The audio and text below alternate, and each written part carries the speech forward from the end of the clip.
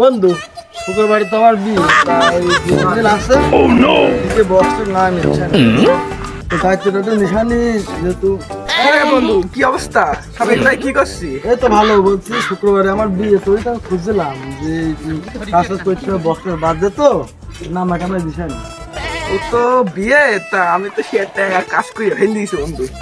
কাজ করেছি ওই যে ওই পাড়ার সাদিয়া আছে না, ওই সাদিয়া নিয়ে তো সে পার্কে গেলাম বুঝেছিস। সে কি বলবো দোস্ত